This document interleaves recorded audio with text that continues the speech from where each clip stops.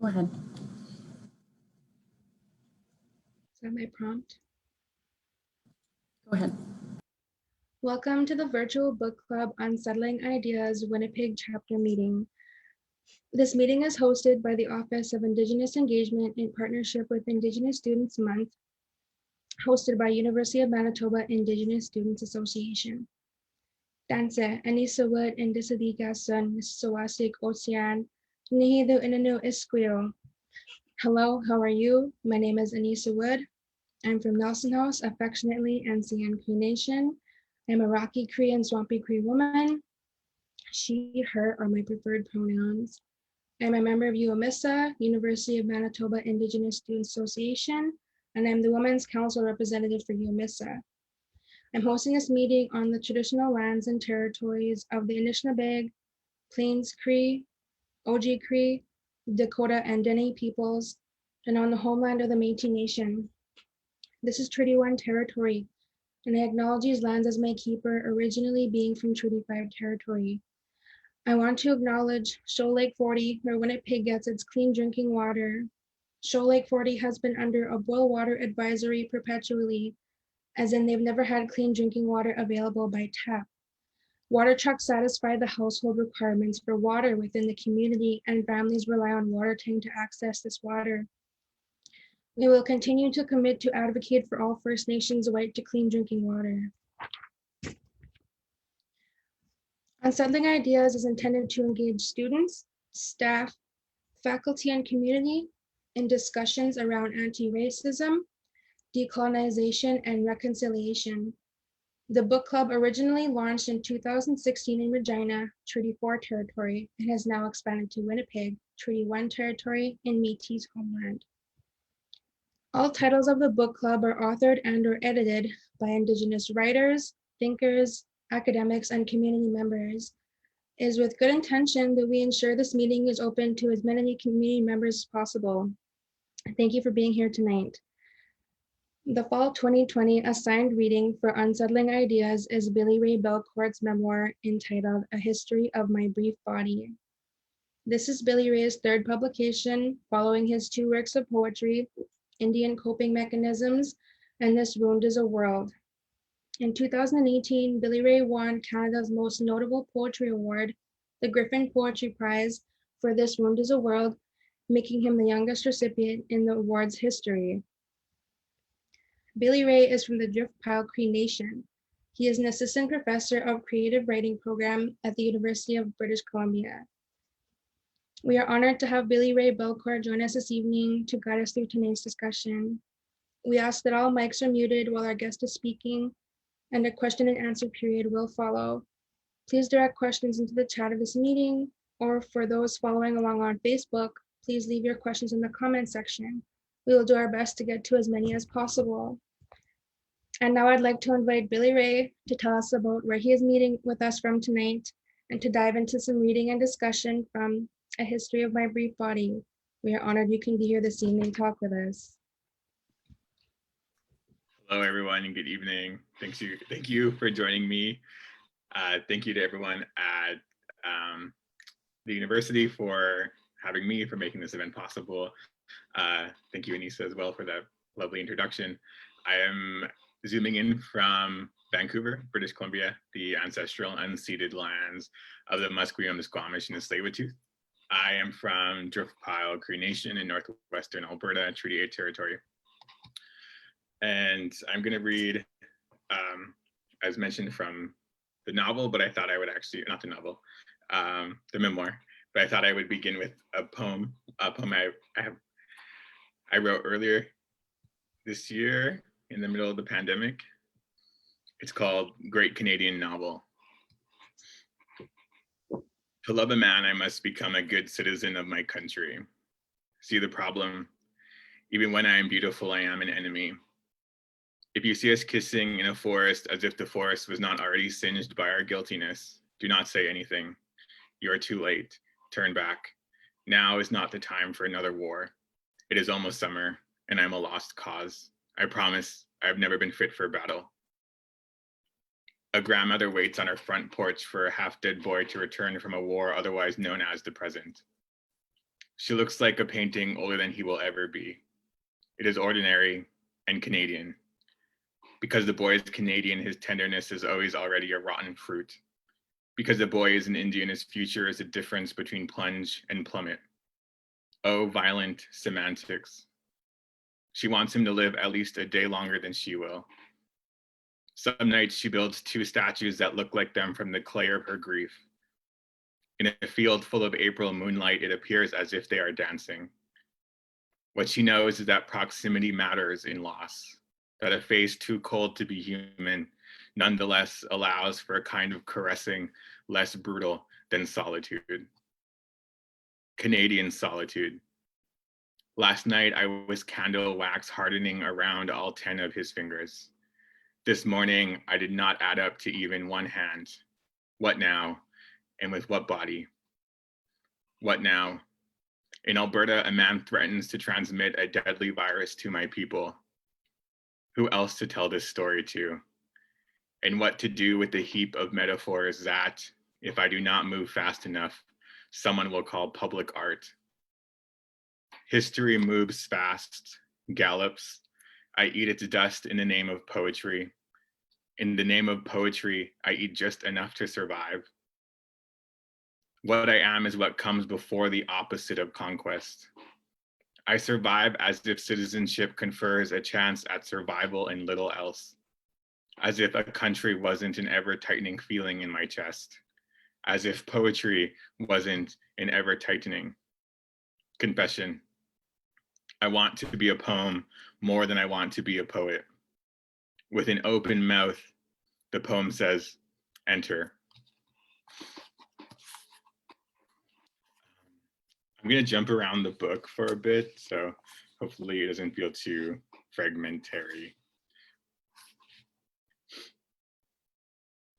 In James Baldwin's Giovanni's Room, Ellen, a motherly figure in the narrator's life, reminds her husband, and I quote, "A man is not the same thing as a bull."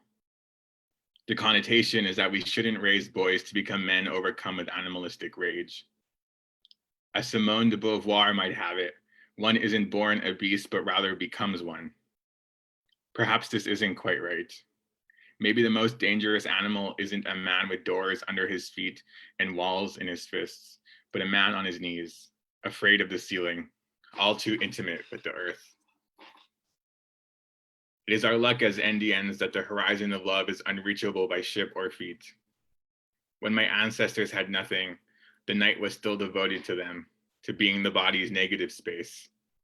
We are children of war for whom the earth is a collaborative work of art. We fold the sky into little flowers and keep none to ourselves. On the other hand, were I to write a modern history of gay sex, I'd need to write of the kingless in a sprawling kingdom of shame and ecstasy. I'd need to write of the ecstasy of shame and the shame of ecstasy. Much of being a gay man in rural Canada is still the experience of being a stampede of horses in an enclosed cul-de-sac. The horses are invisible and translucent, but the pain of galloping through walls and furniture and fences is acute. At Oxford, in my dorm at the city's western edge, I hungered for a language in which each syllable held at least another, so I habitually logged onto Grindr after midnight. A man said he wanted me to manhandle him. By manhandle, he could have meant a whirlwind of things, a brutal intimacy, plain brutality, objectification, sadism, poetry, and so on. In my bed, face buried into a pillow, he was a monument to shame, and because of this, godly. Giovanni's Room is a treatise on gay shame, an arousing, devastating, and frustrating novel about a closeted gay man who brandishes confusion like a bludgeon. With men, I don't feel shame. I rarely have, and so I don't intend to write a book about it. If anything, I'll write an ode to gay fugitivity. What freedom to be a horse. I'm a body of knowledge, not one of chemical compounds, which is to say it is the fate of NDNs to live as ideas do. It is on the res that one can hear words speak as though in a chorus. To tear the page is to tear our world apart. What shame to be a sentence on its knees. The day I obtained my driver's license, I followed a cumulus cloud through a maze of dirt roads until it evaporated. 40 minutes, that was all it took. I bore witness. No one asked this of me, but I wanted to keep watch of the dying everywhere so I could figure out how to care for a bleeding sentence.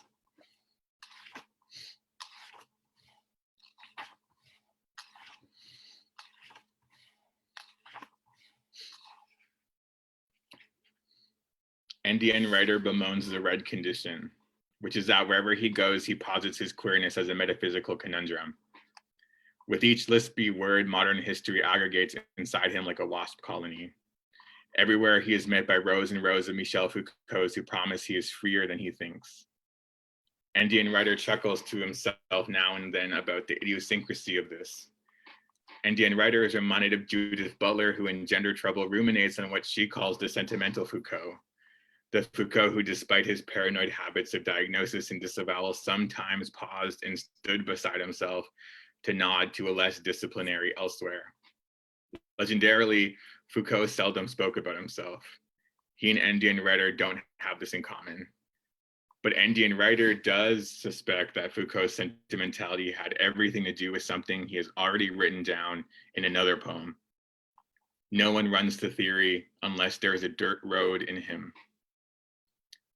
Indian writer is hard at work on the paradox that one can be born into a past and at the same time indecipherable to it. That is his job, to keep watch of paradox. Indian writer knows that this isn't a new undertaking.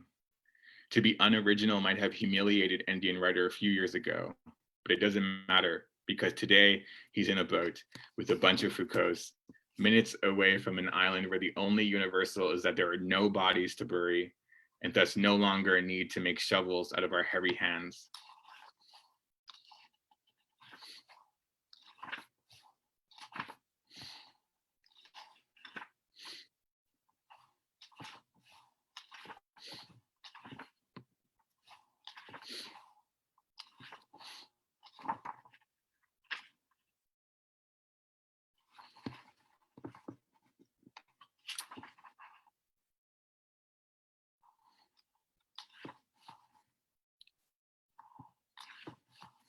Cultural theorist Sian Nai defines sublimity as an experience of boredom that is overwhelming, excessive, against calm. Sometimes I'm so bored with my puny life that it feels as though the roof above me is going to cave in. When not distracted by the noise of the social life looms over me like a single rain cloud. If I try to compose anything but sad poems, I fear it'll be akin to a widower trying to convince others that he has found happiness again by wearing a t-shirt that says happiness.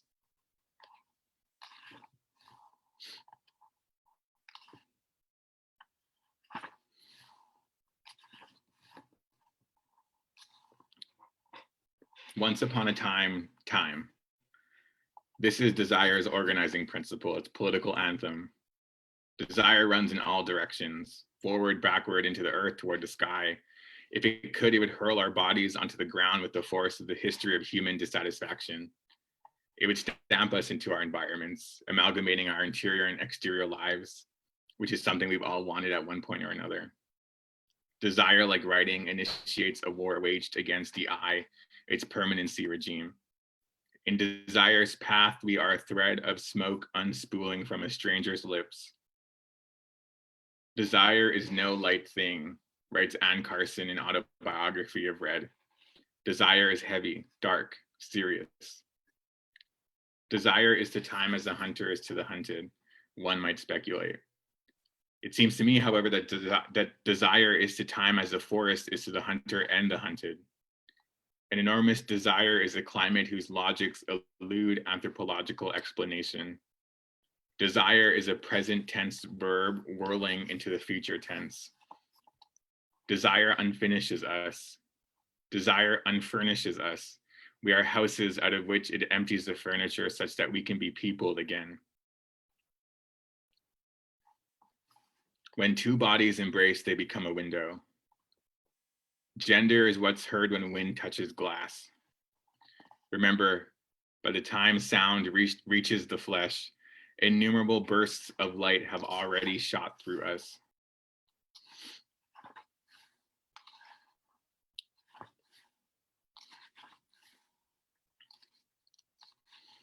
My field of study is Indian freedom. My theoretical stance is a desire for Indian freedom. My thesis statement: joy is an at once minimalist and momentous facet of Indian life that widens the spaces of living, thinned by structures of unfreedom. July 2017. Fixed in the pale light of an overhead lamp, sprawled across my mattress on the floor. You are so motionless, Robert, it looks as though you're a painting ruled by sentiment. I hope you're capable of such grace, so that I too can be. We, two men of no aesthetic significance, engineered beauty from stolen time with our lumbering bodies. All my psyche can hold is the past, present, and future tense of the moment. I lie down beside you, the sheets rustling beneath us as though we've made a forest floor of our yearnings. I want to live a whole human life in this bedroom of wet hands, where, for evenings at a time, the world starts and ends without celebration or remorse. What I know, we aren't running away. The eyes are too hungry for their own good. There is yellow, endless gradations. I want to see you tiptoe into all of them. Beside you, bound together in the same puny blaze, there is little to believe in besides the promise of our infinite luminosity. Dozing off, it occurs to me that if there is a corrective to the problem of my existential loneliness, it is this study of light.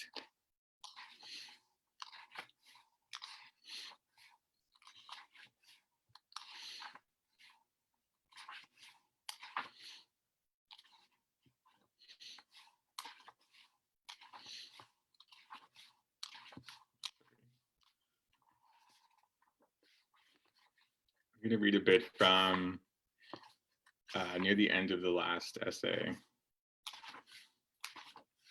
which is a sort of summation of the book's political goal. What is it to account for freedom events, for enactments of liberatory desire in a time mediated by signifiers of doom? To be alert to freedom and doom is what I make of my job as a writer. It is my job because I'm aware of the conditional and thus refutable nature of both facets of social life.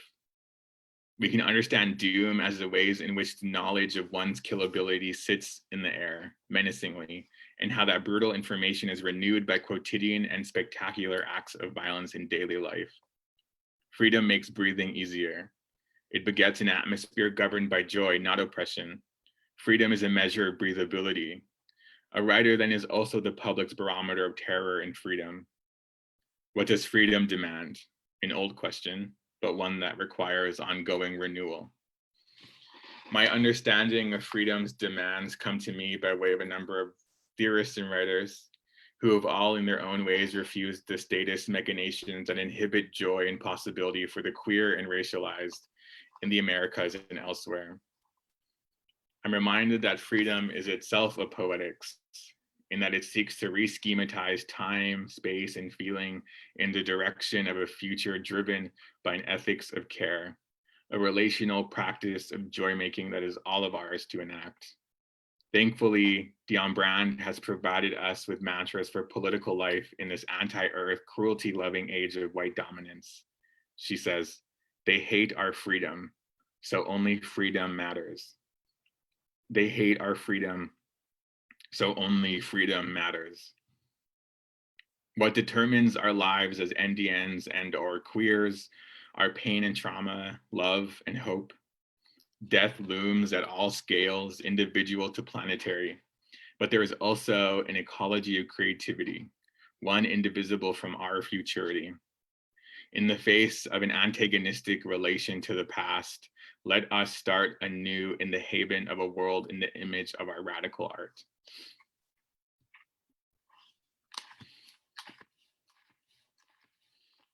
And this is from the introductory letter to my Cookum. This isn't a book about you, Nookum. A book about you, a book in which you appear uncomplicatedly in a world of your own making, would be an anti-nation undertaking. Canada is in the way of that book. To write that book, I would need to write crookedly and while on the run. I would need to write my way out of a map and onto the land. For now, you move in and out of my books as though wind in a photograph. I swear no one will mistake you for a deflated balloon hanging from my fist. Here and in my poetry, you're always looking up at the sky, longing for the future. In order to remember you as a practitioner of the utopian, I need to honor the intimacies of the unwritten. This book, then, is as much an ode to you as it is to the world to come. In the world to come, your voice reminds those in your orbit that we can stop running, that we've already stopped running. Often, I remember that you likewise have been denied the relief and pleasure of stillness. When I do, my heart breaks. When it does, I gather the shards into the shape of a country. Then I close my eyes and swallow. I think I will end there.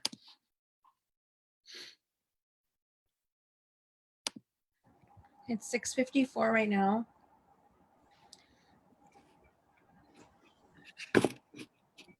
Are you ready for some questions? Totally. Totally? Okay. So I guess we can start off. I'll start us off with your memoir does not follow a standard linear timeline. Can you tell us about how you decided to structure the memoir and what it allowed you to do differently? Yes, so I see the book less as a singular entity and more so as a collection of a number of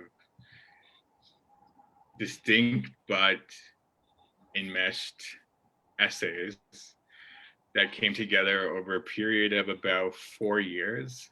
So the first essay I wrote or started writing in 2015.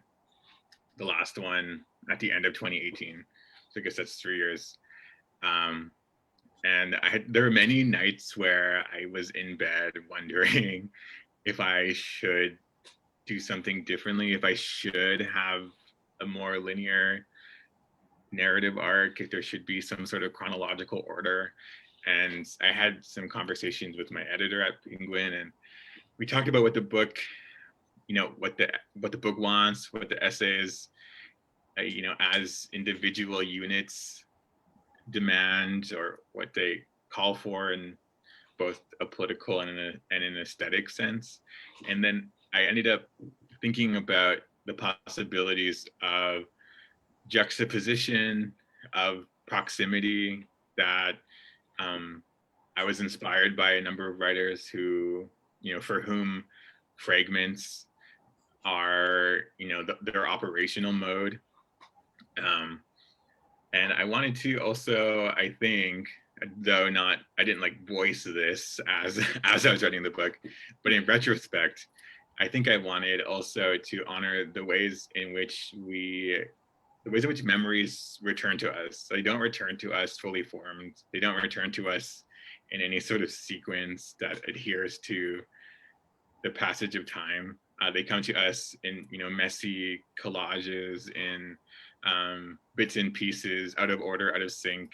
And I thought, what then does a book look like if it is also out of sync with itself? And I know some, could be both something that's celebrated and something that's critiqued about a book, but I thought I could risk that. Well, I think that it was a risk that marked literature for time to come, in my personal opinion. I love the way you've done it, and if I was ever to write a memoir, I would do it the same way, because that's the most natural way to honor memory. Memory comes to us in fragments, like you suggested. So what kinds of conversations do you have with your kin before releasing a memoir like this? Yeah, so I remember when I was writing the first essay, in Indian Boyhood, I was actually writing it at my mom's house in the summer of 2018. And I told her, I was like, I'm writing this essay about my childhood and my adolescence.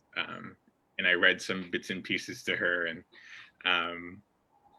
so she gave me some feedback in those moments, and I had a chat with my dad about wanting to write about, what happened in the first year of me and my brother's life. And he said, I've told you what I've told you, and it's the truth, and it's yours as well to talk about. But I wanted to be as sparse as possible, because I don't think that is my story to tell in detail, as I was like barely a sentient being. But I sort of, I felt that needed to be there to sort of frame the book and the book. And I think that there's, again, another risk in wanting to write about, how others have impressed upon you.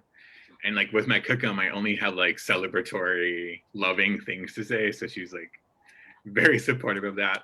And she read the letter, and apparently I wasn't there because of COVID, but apparently was like sobbing while reading it. And that was a very touching moment. I posted a photo on Instagram of that. And but I didn't want, so I wanted the story to primarily be about like my early 20s, or like when I started. I wanted essentially to be a book about how I was trying to figure out how to not only inhabit the world, but inhabit it from the position of being a queer Indigenous person in the prairies, as well as briefly in the UK. If anybody else has any questions, feel free to ask in the chat. We have a couple of questions now. So we have somebody who'd like to say, thank you for the incredible reading. What is your writing process? What have you learned about yourself when writing these books? I feel like I've learned the most about myself and my writing style writing this book, because I sort of wrote it in a frenzy, and I wrote it very quickly. And I think because of that, it revealed some of my like writerly habits, for better and for worse, that I'm sometimes prone to overwriting. And I was gonna tweet the other day, I was like, I think it's a queer predisposition, overwriting, because we're such like stylists, or culturally, we're so stylized. And so, but that could just be me trying to invent a defense mechanism. But I also, with this book, realized that I want to write books that emerge less obviously from my academic training. So I think my second and third books, that is evident. And I think that was partly reactive to, or what I saw as, this normative desire for very simplistic images of Indigenous life. So like popular discourse, the like white publishing world desires particular narratives about Native existence. And I wanted to rebel against that. And how I saw how I could rebel was by way of theory. And I think, that is an important project, and I felt it very urgently for a few years. But I'm thinking now, and even like with that poem I just read, and with the novel I'm working on, and other projects that I want to be more deliberately in the everyday, in the world of the Native everyday, and to ask, what happens there, and how do we suffer, and how do we produce joy and care for one another. And so that was a pretty illuminating experience. In terms of my writing process, these days it's pretty like ungovernable and indecipherable. I sort of write usually in the evenings, and when I'm home, I was lucky enough to before the lockdown have met my current partner, and so I spend a lot of time with him and his dog. But that feels like an important part of my writing life as well, and that I've sort of like required that to solidify the sort of new direction for myself. Yeah. Okay, thank you. That's excellent. That leads perfectly into our next question from Sam Bird. And Sam wants to know, who do you write for? Mhm, mhm. So with This Wound is a World, I had a really clear idea of who I was writing for, and that was for, you know, queer Indigenous youth, trans Indigenous youth, queer and trans Indigenous people, you know, in their 20s, because, you know, at the time I thought there was still, you know, quite this gap in the literature. Now we're seeing a number of folks being published, like Joshua Whitehead, Ariel Twist, Jay Simpson, Jessica Johns, a lot of folks, and that's really exciting. But I thought, you know, at the time, 2015, 2016, when I was writing these poems, that's who I should write the book for. And I was also of that, so I was writing it for myself as well, because I'm also exactly that demographic.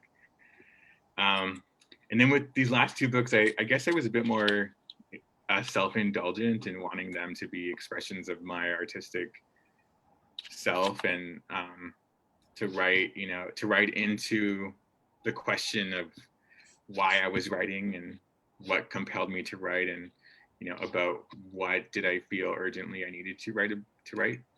And then with the novel I'm, you know, currently working on, and that's set to publish in a couple of years, I decided I would write about Northern Alberta, probably because there's like no literature, very few, you know, almost no books about Northern Alberta, especially not from an Indigenous perspective. And there's, you know, a degree of self-indulgence there as well, because the voice of the protagonist is pretty, you know, similar to mine, and occupies this, you know, the exact same subject position as that I do, though it's not me. But you know, in that book, I'm hoping to get at the ways in which people confront these more minor forms of misery and structural violence in their lives, because I think, and I guess the like organizing hypothesis of the book, or like presupposition, is that in places, there are some places, in my case rural Alberta, where we are socialized to not think of ourselves as a part of history. And so I asked, what does that do? What are the effects of that? What are the consequences? And I hope that I do, like, I've done that, you know, with care, in a way that, you know, is dignified. And in newer projects, I'm sort of returning back, I think, to part of the impetus behind writing my first book. And I'm trying to write a queer Indigenous love story where, like, there's a good, like, there's a happy ending. We have comments from just a few people. There's Jennifer Tesoro saying, enjoyed the raw imagery, the passionate resistance, and the honesty of the self. That was a comment. And we have another question from Randy Lundy. They say, I am curious as well about the relations and or tensions between self-expression, self-discovery, and self-construction of self in writing. Mm-hmm. Yeah,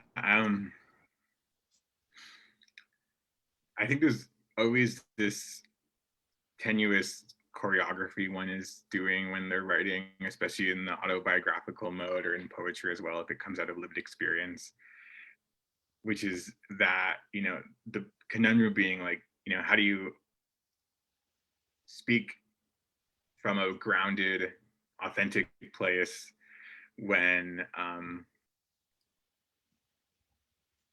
part of the material, or what, you know, compels you to write, is precisely where you may have faltered, or where you have, you know, ended up in instances that weren't places of flourishing. And, again, with the first book, I wrote at times I wrote from a place of desperation. And that was because I had so little, I did not have a blueprint to figure out how to be in the world as a queer Indigenous person in the prairies. And so I made mistakes, and I was in, situations that were,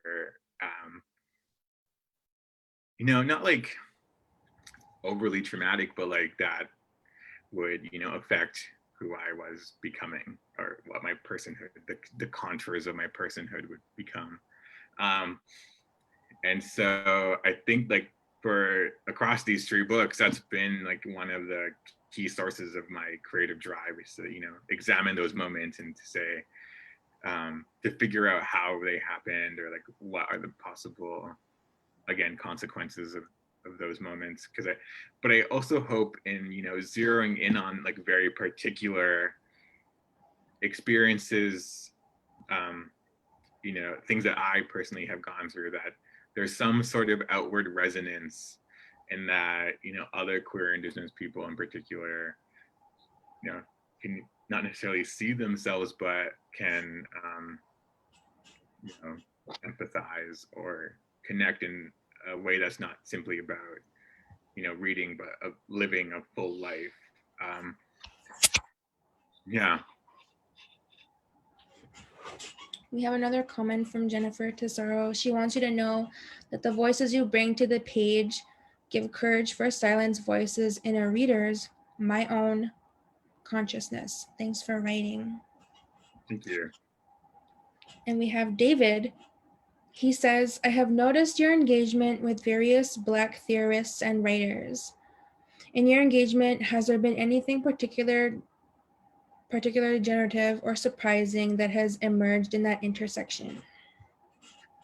I think one of the key reading practices I learned from Black theorists like Saidiya Hartman and Fred Moten and Christina Sharp is how to look at a scene of oppression or structural violence and see what is not captured by it, how to see what exceeds those moments. And that's been crucial to my way of thinking and way of writing, because it helps us to break from those stories and narratives of disrepair and deficiency that have for so long governed how people could think about Native people. And part of why I include an introductory note in this book to say its primary concern is joy, is, to combat that long-standing aesthetic desire to see our suffering as Indigenous people. And in another poem of mine called The Terrible Beauty of the Reserve, I directly take inspiration from Saidiya Hartman's essay, The Terrible Beauty of the Slum.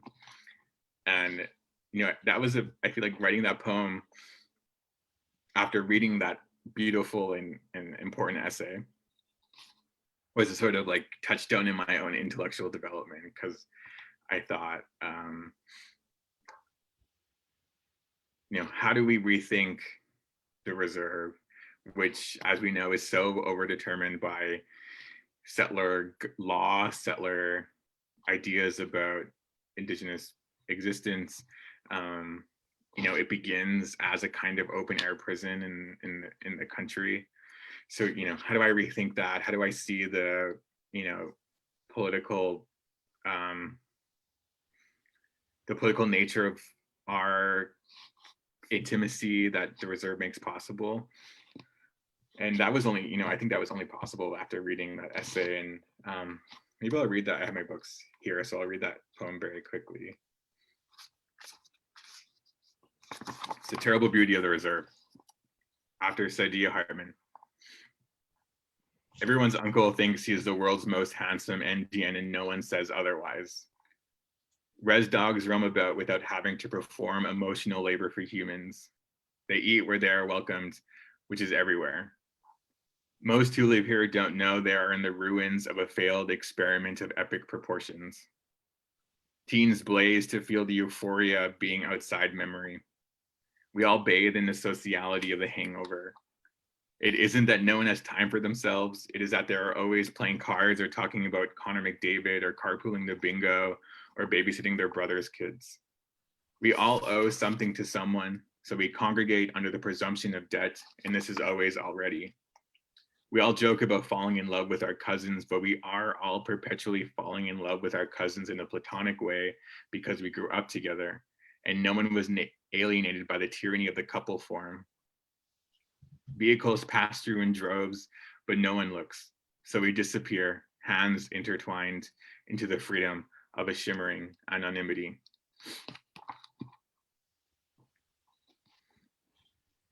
Sarah Longman, Nikita's mom, asks on Facebook, how did you come up with the title of your book? Yeah, so History of My Brief Body. I was writing again a poem in which I had there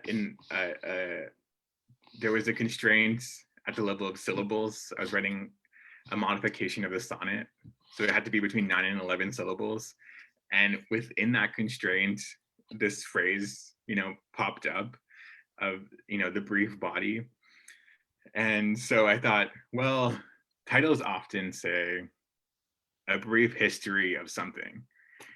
And then my brain said, why don't we, a la Missy Elliott, flip it and reverse it. And I shared it with my editor and he was like, yeah, that's the title.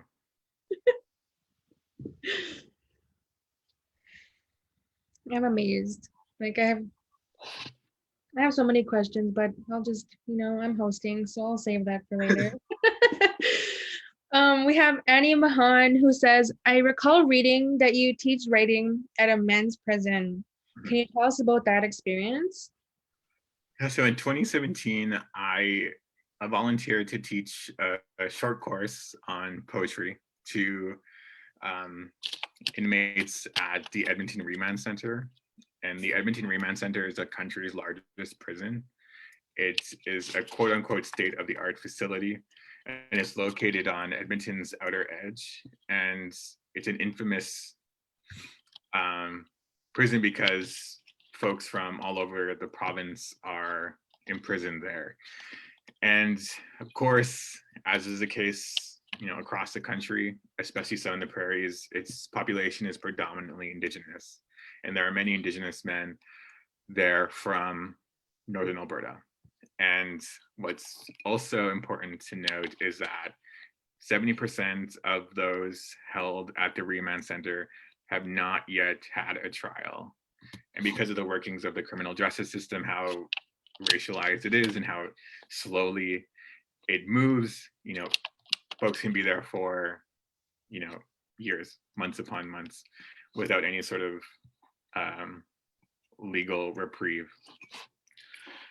And so I was starting my PhD at the University of Alberta, and I wouldn't teach because I had particular funding and I wasn't able to. So I thought, why don't I teach in another way? And so I did that, at the Remand Center, and it was a shockingly easy process because prisons trust universities, and I think that should maybe also give us pause. But in it, there was this moment, there was a couple moments that were pretty, I think, striking, and the ways that, well, firstly, my classes ended up being almost solely composed of Indigenous people, in that we were in this little room just adjacent to the pod, and there were moments of humor and whatnot that felt like we were able to briefly exceed the strictures of the prison.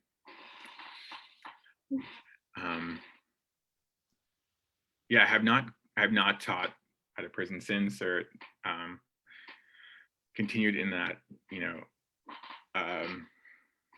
continue doing so. But I in the novel I do write a bit about the remand center and thinking about, for example, what the narrative I zero in on in the novel is, how folks are detained there for marijuana-based charges when, for a number of years now, weed has been decriminalized, and how, sort of there's that ongoing legal limbo of sorts. I have another comment stating, I was moved by your words describing your coming out to your family, speaking of their grief as one of childlessness. If you're willing to share, how did you feel? How did that feel to you? And has that changed? Have they changed? Yeah, I wanted to include that passage because I felt that there was something like deeply human about it, and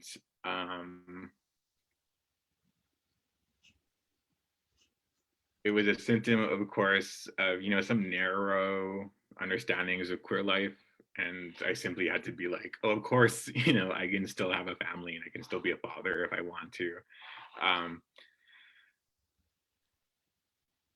And that, my family, grew with me as I was, coming into myself as a queer person and understanding what that meant, both in terms of, day-to-day living, but my politics as well. They were there with me the whole way. And, this summer, I when there were virtually no cases in Northern Alberta, my partner and I went, to Northern Alberta, and he met everyone. And that felt like a really beautiful, culmination of years of growth and love. You can only imagine the success that you would feel in that. Yeah. Yeah, everybody's together and that growth is amazing. I think we all have that in our families perpetually as Indigenous people. We all look forward to that, those moments. Mm-hmm. What kind of relationship do your two previous books, This Wound is a World and Indian Coping Mechanisms, in this latest work? Do the texts relate to one another, and do you feel that they stand alone? I was actually thinking about this just the other day, and I thought, if I would have waited a few years, like that the three books could have been one book, or a lot of this book could have been included in, some of the other books, and that the three are like an extension of, I think, one poetic project. And it feels like almost like it's a trilogy, but it's not in any like conventional sense. But I understand them that way, that they are, triangulated and very much in conversation with one another. And I was, I was writing some of these essays as I was writing the second book and editing the second book. And, that was, of course, informing how I understood some of what was happening in this book. So yeah, I do see them as bound up in each other. Some might say poetry is vulnerable, and others might say memoirs are. Where does your writing go from here? Mm-hmm. Yeah, the question of vulnerability is, one that definitely hovers around both genres, as you mentioned.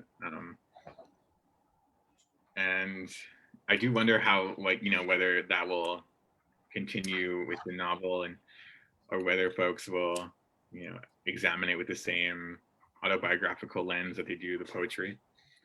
Because it's all fictionalized, the novel. And so, well, like I said already, like the protagonist is, could be me, it isn't, but it could be. I think that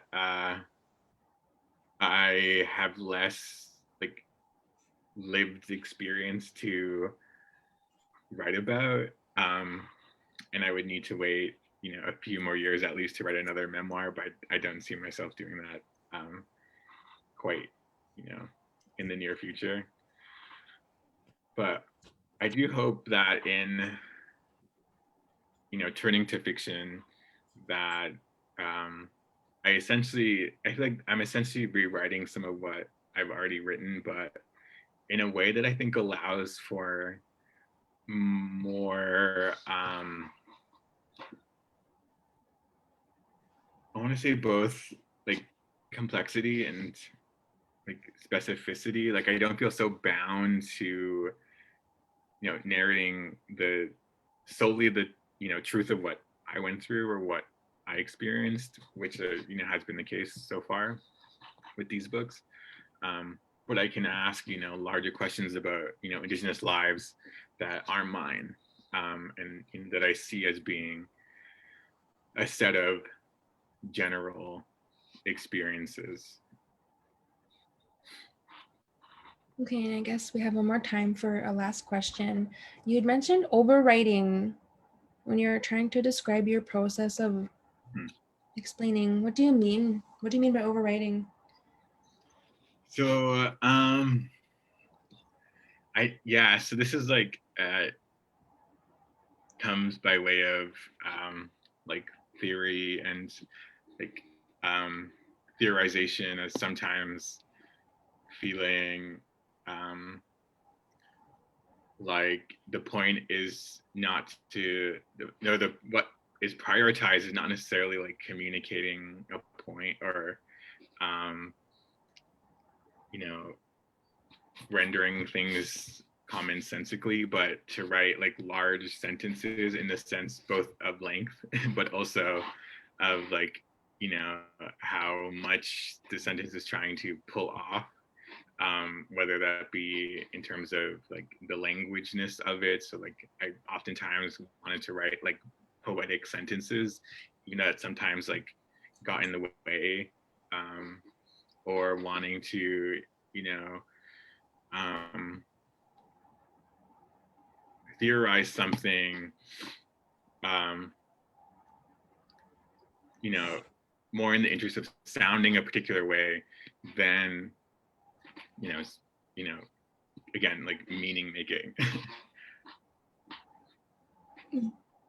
I resonate with that point. Do you think that that could possibly be an automated cultural response relative to expression, seeing as how long Cree words can be and stuff?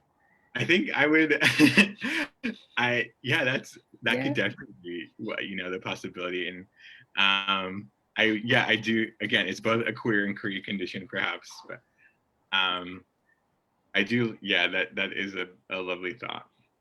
Okay, we have some closing remarks. I got some prompts here from our team. So thank you so much for joining our virtual book club meeting for Unsettling Ideas. If you would like a copy of A History of My Brief Body, please order copies from independent and local bookstores if possible. Keep an eye out for the next assigned reading and a book club meeting scheduled for the 2021 winter semester. University of Manitoba Indigenous Students Association, UMISA, presents Indigenous Students Month. We have a Woman in Power panel November 27th at 3 p.m. via Eventbrite. You need to register for tickets. The link will be in the comments. If you can please pre-register before November 26th at 12 noon to secure your attendance. Women's Council presents a revamped Beating Circle. We'll be meeting Sundays, every second Sunday beginning Sunday, November 29th at 4 p.m. Look out for the poster on Instagram and Facebook.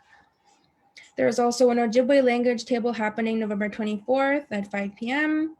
The information for that can be found on Instagram and also Facebook. Charisma Castell is hosting this along with Andrew. Again, links for that are in the chat below. Lastly, Indigenous Engagement would like to thank all of you for joining us this evening. Thank you to Nikita Longman, who organized and collaborated to produce Unsettling Ideas with Billy-Ray Belcourt. Thank you to the University of Manitoba Indigenous Students Association for co-hosting today's event. And of course, a huge thank you to Billy-Ray Belcourt for leading us in an unsettling but necessary conversation. Egose.